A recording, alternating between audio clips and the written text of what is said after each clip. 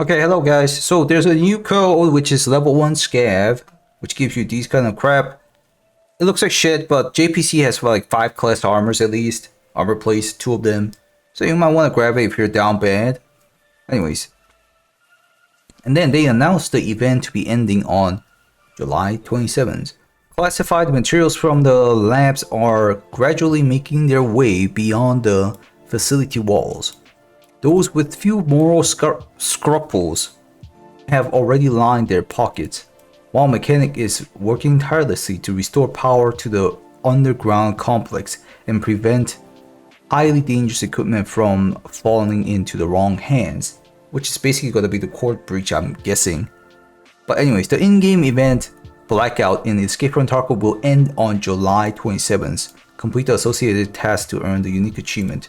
So 27th is going to be the end of the July, at least a week, which the kid said there's going to be season, and this event is supposed to be like a preparation of the season start. There's actually a couple more things they mentioned about core breach, actually, which I already mentioned before, is the kappa changes. Now it's going to be like this, level 4 traders, and then repetition from fence level 3, and then character level 40, and then only chemical part 4 and shooter boy in heaven.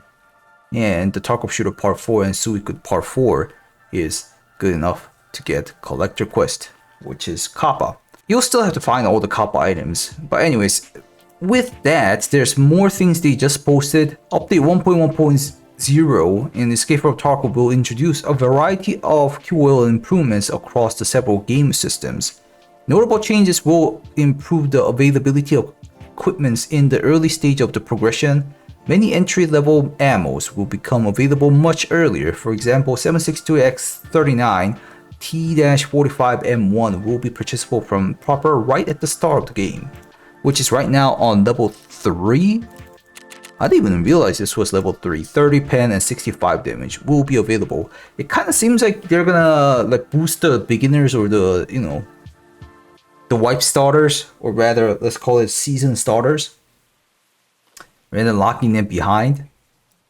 The character level requirements for earlier trader levels will be reduced. So not level 4, I guess, but earlier level traders, such as I guess 1, 2, 3, will be reduced. And the total trade volume requirement will be removed entirely. Talking about, you know, for proper level 2, you need to spend like 100k or something like that, or a million rubles. The early hideout development is also being streamlined, with construction times for the initial modules getting reduced. So yeah, the faster hideout upgrades. Also, there will be less dependencies on the other modules and founder-made items. I mean, I thought they were removing completely. Like here, though, found and raid hideout zones don't require the found and raid status. This is the global modifiers that you guys will all have to go through on this season. And also, handyman is really important and interesting. I think item crafting times is reduced by 50%. The crafting skill starts at level 51. So yeah, you might have to think about what to craft and shit. And hideout is gonna be like faster, so higher tier stuff you will be making it faster. As we previously mentioned, insurance will be unavailable in core breach season, which is right here. No insurance, and the armor shortage. So yeah, there you go. But it will become more convenient in PvP and PvE zone. This kind of confused me a little, but it's basically them talking about PvP and PvE permanent zones. I think they should really like normalize this image as much as possible so people can understand it. There's too many people asking so many questions. It's gonna be like this. So they're talking about PvE zone and PvP zone. Insurance is gonna change. PvP season, we're not gonna have insurance at all. It's not gonna work. And also, while talking about this, I want to talk about this too, that PvE zone and PvP zone does not share anything, except maybe arena a little bit. Like, people keep asking about, oh, will I get achievement from PvE to PvP and show it in PvP? Of course not, bro. Stop asking me that. I had that question like 20 times. And also people asking, well, oh, I have prestige. Can I use it on PvP season? I don't fucking know, but very unlikely. You can see the whole different servers. You can even see the achievement marks right there. So anyways, insured items will be returned more quickly. They're talking about PvP and PvE zone, not the PvP season. I will be playing PvP season, not these two. until, you know, the season hype kind of dies off, I guess. Anyways, we'll have more convenient insured items will be returned more quickly, and then the cost will increase slightly. In addition, Jaeger will now offer his own insurance service. So if you try to insure items right now, you have Proper and Therapist. Both of them are super trustworthy, but there's going to be Jaeger, who is more trustworthy. While significantly more expensive, it will return lost items in just a couple of hours, which is kind of impressive, I guess. These changes will make character progression more smoother, allowing players to spend more time on active gameplay and pursuing long-term goals. I guess it will be more faster overall. So yeah, the wipe will be shorter, or the season. I kind of feel like, you know, the progression will be shorter. I guess people will enjoy faster and then exhaust faster, dip faster. I don't know. We'll have to see how it goes. I do want to cover one more thing though. Nikita posted this a while ago. Core breach, hashtag core breach. And he posted this just now, which is the opposite side of it. You can see the terminal blueprint, and then the one that you can see the device in the labyrinth, which was EMP device or whatever, the old disk. Kind of makes me feel like it's gonna be important for the core breach whole season, because he posted it twice. Maybe something like a secure container alpha-1, Tarkov evidence for escaping as savior ending. Maybe, could be anything. The kid does have like a couple more things that he posted for. Yeah, core breach, the Hoa 20.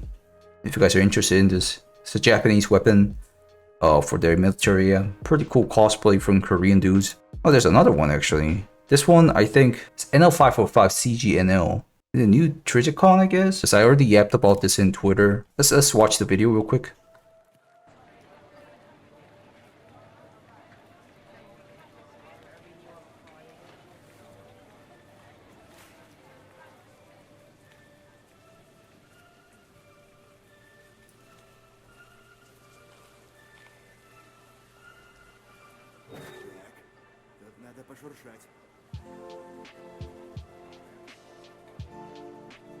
There's a lot of things. Them recording some gun sounds and some animations they're making for Core Breach, I guess, for, you know, the trailer and maybe the in-game cutscenes.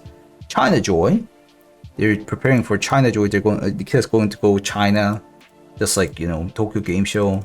I'm editing something, and then some gun more sound recording, I'm guessing. And there's a poster which is kind of interesting. It could be Core Breach. There's like a toxic things ongoing, and with Black Division walking around. Why I talk about toxicity is that I'll show you a little bit later. Another like poster-like image. And right here, this guy is wearing a toxicity mark. I forgot what it's called exactly. On the front with the rig, and P90 rounds. I mean magazines on the front, and the new gas mask. I don't know if it's only new gears or it could be a new boss, just like, you know, which could be Biohazard. That one I think is the most important of all this whole video. Again, gun shooting and then recording. I don't think there's any more.